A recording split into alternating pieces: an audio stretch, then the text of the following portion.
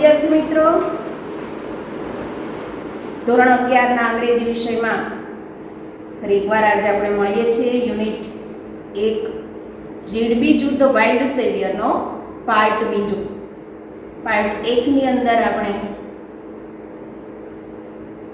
એક વ્યક્તિ વિશેની થોડી વાત જોઈ હતી. આપણને અહીંયા અલીભાઈ નામની એક વ્યક્તિનો પરિચય કરાવવામાં આવ્યો હતો કે અલીભાઈ છે એ એમના મિત્ર રામસિંહના ઘરે આવે છે અને એ ઘર પરિવારના દરેક સભ્યો સાથે ખૂબ જ પ્રેમપૂર્વક મળે છે, એકબીજા સાથે એ વાતો કરે છે. અને જેવા અલીભાઈ છે એ ઘરની અંદર પ્રવેશે કે સૌ કોઈ છે એને જોવા દોડે છે. અલીભાઈનો આખું જે એનો દેખાવ છે એનું વર્ણન પણ આપણે ગયા લેક્ચરની અંદર જોયું હતું. છેલ્લે અલીભાઈ જવાની વાત કરે એટલે રામસિંહનો આખો પરિવાર છે એમને જવાની પરવાનગી આપતો નથી, મતલબ કે એમને રોકે છે આગ્રહ કરીને. એટલે અલીભાઈ છે એ રોકાવા માટે તૈયાર થઈ જાય છે અને એ પોતાની એ શું કામ રોકે છે રામસિંહનો પરિવારના સભ્યો અલીભાઈને, તો અલીભાઈ છે એક ટ્રાવેલર હતા અને એમની જે મુસાફરી દરમિયાનના જે પ્રસંગો છે એના વિશેની વાતો એને સાંભળવી હતી એટલે રોકી રાખ્યા હતા. એટલે બહુ આનાકાની કરવા છતાં બહુ આગ્રહ થયો એટલે રોકાવા તૈયાર થઈ ગયા છે. અને તે દિવસે રાત્રે બધા મોડે સુધી જાગી અને અલીભાઈની વાતો સાંભળવા બેઠા છે.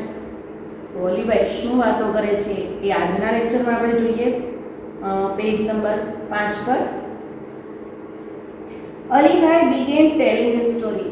અલીભાઈ પોતાની વાત કરવાનું શરૂ કર્યું, વાર્તા કહેવાનું શરૂ કર્યું. વાર્તામાં કોને રસ ન પડે, મજા આવે એટલે બાળકોથી માંડીને મોટા બધા જ એની વાતને સાંભળવા બેસી ગયા. It was almost a couple of hours to the nearest village. Nearest superlative ડિગ્રીનું વાક્ય છે. સૌથી નજીકના ગામથી લગભગ couple of hours 2 કલાકના અંતરે હું દૂર હતો. એટલે ગામ પહોંચતા 2 કલાકની વાર લાગે એમ હતી, એટલો એ ગામથી દૂર છું એમ એ કહેવા માંગે છે. I was only few miles away from the border of India and Tibet. હું ઇન્ડિયા, ભારત અને તિબેટની જે સરહદ છે એનાથી થોડા જ માઇલના અંતરે દૂર હતો. I was hungry and sat down to enjoy my lunch. I was hungry. મને ભૂખ લાગી હતી અને હું મારું ભોજન, લંચ, બપોરનું ભોજન માણવા બેસી ગયો. ખૂબ ભૂખ લાગી હોય અને ત્યારે ખાઈએ ત્યારે ભોજનનો જે આનંદ આવે છે એની વાત છે. બાકી તો ભૂખ ન હોય અને 32 પકવાન પીરસ્યા હોય તો એમાં સ્વાદ ન લાગે. It was totally quiet everywhere except some birds chirping sometimes. It was totally quiet. Keep quiet. આપણે કહીએ છીએ keep quiet. શાંતિ રાખો. Totally quiet. બધી સંપૂર્ણ શાંતિ હતી. Everywhere, ચારે તરફ એકદમ શાંતિ હતી. Except સિવાય કે some birds chirping sometimes. કેટલાક પક્ષીઓનો કલબલાટ, કલરવ એ ક્યારેક સંભળાતો. આમ તો ચારે તરફ એકદમ શાંતિ હતી પણ ક્યારેક પક્ષીઓનો કલરવ સંભળાતો હતો, સિવાય કે એક કલરવ સિવાય બીજો કોઈ અવાજ ન હતો. I had hardly had few morsels when I heard soft feeble growls. I had hardly had few morsel જમવા બેઠા અને હજુ તો થોડા જ ગોળિયા મોંમાં નાખ્યા હશે ત્યાં જ શું થયું? when I heard hardly when વિશેષ પ્રકારની વાક્ય રચના છે. તો હાર્ડલી સાથે વેન, સ્કેર્સલી વેન, હાર્ડલી વેન. એટલે એક ઘટના સાથે બીજી ઘટનાનું થવું. બરાબર મોઢામાં કોળિયા નાખ્યા જ થોડા ત્યાં એમણે સાંભળ્યું આઈ હર્ડ સોફ્ટ ફીબલ ડ્રમ્સ. એકદમ હળવા એવા નાજુક એકદમ હળવા એવા ઘુરકવાનો અવાજ સાંભળ્યો. આઈ વોઝ એલાર્મ શું કરે છે? આપણને જગાડે છે. આપણે સાદી ભાષામાં કહીએ પણ ચેતવે છે. આપણે એલાર્મ માત્ર જગાડવા માટે નહીં, ઘણી બધી વસ્તુઓ ભૂલી જતા યાદ કરવા માટે પણ મૂકવો પડતો હોય છે. તો એ આપણને સજાગ કરે છે. તો હું સચેત થઈ ગયો, સાવધાન થઈ ગયો. Because from the sound I was sure, કારણ કે અવાજ પરથી ખાતરી થઈ ગઈ. I was sure that it was nothing but a bear. બીજું કંઈ નહીં પણ રીંછ હોવાની ખાતરી થઈ ગઈ. હું ચેતી ગયો કારણ કે અવાજ પરથી ખાતરી થઈ ગઈ કે રીંછ સિવાય બીજું કંઈ હોય નહીં. એટલે એ ઘુરકવાનો અવાજ છે એના પરથી એ ઓળખી ગયા. I quickly closed my tiffin box and bent low. Quickly, ઝડપથી, ly લાગેલું છે, ક્રિયા વિશેષણ છે. ક્લોઝડ માય ટિફિન બોક્સ, મેં મારું ટિફિન બોક્સ જલ્દીથી બંધ કર્યું. એન્ડ બેન્ટ લો, અને પછી નીચે ઝૂકી ગયો. So that the smell of food and my body were not carried by the strong breeze to the monster. So that જેથી કરીને the smell of food, ભોજનની જે સ્મેલ છે, સોડમ એ, અને મારા શરીરની સુગંધ, એટલે કે મારા શરીરની ગંધ અને ભોજનની સોડમ છે એ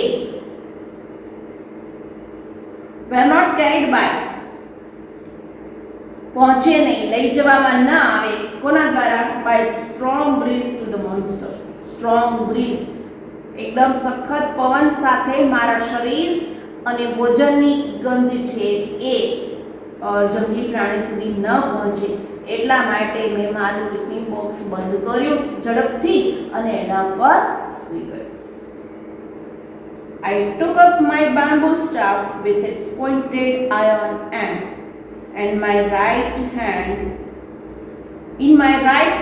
and a big double-edged knife in my left. I took up my bamboo staff. વાંસની લાકડી, એટલે એણે એનો જે લાકડી સાથે એ ટ્રાવેલર હતા અને જંગલોની અંદર મુસાફરી કરતા, ગામડાઓની અંદર જતા, તો એ પોતાની સેફટી માટે એની સાથે હથિયાર રાખતા હશે. તો એ એમણે લીધું લાંબી લાકડી વાંસની, with its pointed iron end, iron ધાતુની જે પોઇન્ટેડ એકદમ અણીવાળી એવી, જેનો એક છેડો હતો એવી લાંબી લાકડી લીધી. ઇન માય રાઈટ, એટલે કે જમણા હાથની અંદર લીધી. And big double edge knife, double edge, edge એટલે ધાર, બે ધારવાળી મોટી છરો. ઇન માય લેફ્ટ, ડાબા હાથમાં બે ધારવાળો મોટો છરો અને જમણા હાથમાં એક છેડે અણીવાળા, એટલે કે આપણે એને જે ભાલો કહીએ એ ટાઈપની લાકડી, અથવા ઘણીવાર ઘણી જગ્યાએ કુંડલીવાળી લાકડી પણ વપરાય છે કે મારવામાં અથવા તો સ્વ બચાવમાં ઉપયોગ થતો હોય છે. તો અહીંયા ફટાફટ ડબ્બો બંધ કરો, એના પર સૂઈ ગયા જેથી કરીને સ્મેલ છે પ્રાણી સુધી ન જાય. એણે એની પાસે એક લાંબી લાકડી હતી જેને એક ભાગ અણીવાળો હતો, એ એણે જમણા હાથમાં લીધું અને બીજા હાથમાં બે ધારવાળી છરો એ ડાબા હાથમાં લીધો. I crawled carefully to the edge of the mountain and looked down into the deep, narrow valley. I crowd. નાનું છોકરું જ્યારે આપણે કહીએ ને બાખોડિયા ચાલવા શીખે ત્યારે ક્રાઉલિંગ કહેવાય એને અંગ્રેજીમાં, એટલે 4 પગે ચાલવું. તો હું કાળજીપૂર્વક 4 પગે ચાલીને પર્વતની એજ, એટલે કે અહીંયા પહેલી વાર મેં તમને કહ્યું ઈડીજી, એજ એટલે ધાર, એ છરીની ધાર. અહીંયા ફરીવાર માઉન્ટેન એજ એટલે પર્વતની ધાર. ધાર અહીં કોર, આપણે એને કોર કહીએ સાદી ભાષામાં, એકદમ જ્યાંથી નીચે જોવાતું હોય. તો કાળજીપૂર્વક 4 પગે ચાલીને હું પર્વતના કોર સુધી પહોંચ્યો. એન્ડ લુક્ડ ડાઉન, અને નીચે જોયું. ઇન્ટુ ધ ડીપ નેરો વેલી. ખીણ, બે પર્વતોની વચ્ચે જે સાંકડી જગ્યા હોય છે, ખીણ પ્રદેશ. તો એવું કહે છે અલીભાઈ કે 4 પગે ચાલીને કાળજીપૂર્વક હું એ પર્વતની ધાર પર પહોંચ્યો અને એ ઊંડી સાંકડી ખીણમાં નીચે જોયું. Soon my eyes caught sight of 2 tiny snow leopard cubs on a small flat piece of land on the slope of the opposite mountain. Soon my eyes caught sight. તરત જ મારી આંખે આવ્યું, મતલબ મને નજરે પડ્યું. શું નજરે પડ્યું? 2 ટાઈની, નાનકડા 2 snow leopard cubs. Snow leopard બર્ફીલા ચીતા, એટલે કે જે બરફમાં રહે છે એ ચીતાના 2 નાના બચ્ચાઓ, કબ્સ બચ્ચા, on small flat piece of land. Small flat piece of land, જમીનના એકદમ નાના સપાટ ટુકડા પર બર્ફીલા ચિત્તાના 2 નાનકડા બચ્ચાઓ મારી નજરે પડ્યા. On the slope of the opposite mountain. Slope એટલે ઢાળ પર, ઓપોઝિટ માઉન્ટેન એટલે કે અલીભાઈ જે પર્વતની કોર પર હતા એની સામેના પર્વતના ઢાળ પર નાનકડા સપાટ જમીનના ટુકડા પર બર્ફીલા ચિત્તાના 2 નાનકડા બચ્ચાઓ મારી નજરે તરત જ પડ્યા. Oh wow, what did they look like? asked નીલમ. નીલમ તરત જ પૂછી બેસી. આ નાના છોકરાને વાર્તા કહેતા હોય ને, એટલે વાર્તા કહેતા બંધ થઈ જાય ને, એટલે પછી શું થયું એમ નીલમે તરત જ પૂછ્યું. Oh wow, what did they look like? અરે વાહ, એ કેવા દેખાતા હતા? They were beautiful. Their fluffy snow white furry coat matched perfectly with the snow, said Alibhai, as if visualizing them just in front of his eyes. They were beautiful.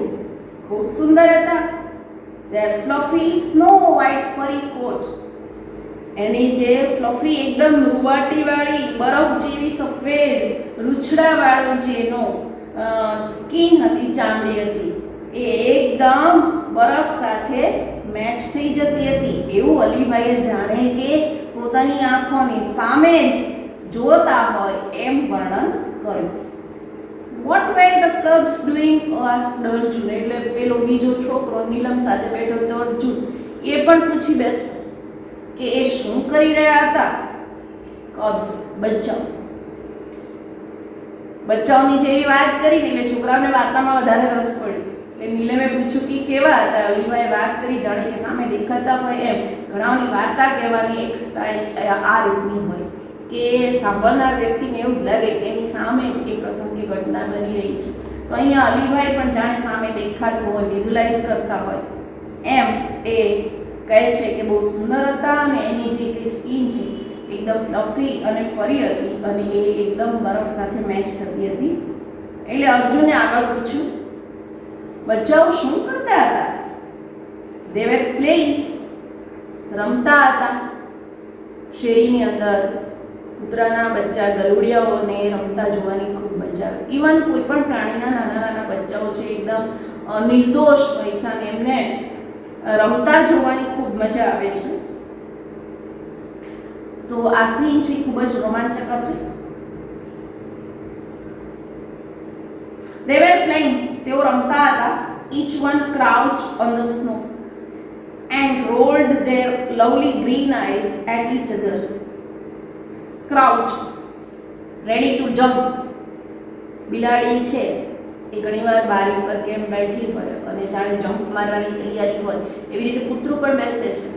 તો એ 4 પગમાંથી 2 પગ ઊંચા હોય અને 2 પગ પાછળના નીચે રાખીને બેઠું હોય એની ક્રાઉચિંગ પોઝિશન કહેવાય. તો અહીંયા એ ઈચ વન એટલે દરેક એક પછી એ બરફ પર કૂદે એટલે ગુલાટો મારે અને એકબીજા ઉપર પોતાની સરસ મજાની સુંદર એવી લીલી આંખોને ફેરવતા એકબીજાને જોતા હોય. Then one would jump on the other. પછી એક બીજા ઉપર કૂદકો ખાતો. They would wrestle for a while. થોડી વાર તો એમની કુસ્તી પણ ચાલતી.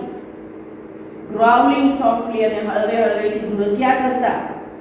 They would crouch again and wrestle again. ફરીવાર કૂદકા મારે, ફરીવાર કુસ્તી કરે. Watching them was fun. એમને જોવાની ખૂબ મજા આવતી હતી. But I was worried. પણ મને ચિંતા હતી. Worried too. મને ચિંતા પણ હતી because the mother leopard could not be seen anywhere. કારણ કે મધર લેપર્ડ એટલે આ બચ્ચાઓની માં ક્યાંય દેખાતી ન હતી. The mother is very ferocious when she is with her cub.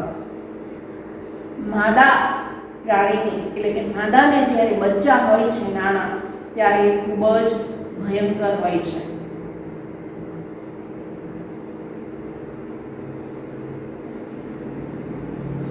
તો આવી રીતે આપણે જોયું કે વાર્તાની અંદર અલીભાઈ છે એ પોતાની મુસાફરી દરમિયાન એ કેવી રીતે પ્રાણીઓ અને આવા પ્રાણીઓની જે કુસ્તી છે બચ્ચાઓની એ જોવે છે અને એનું આખું વર્ણન કરે છે. એ બધું જોયા પછી બાકીનો પાર્ટ છે એ હવે આપણે નેક્સ્ટમાં જોઈશું.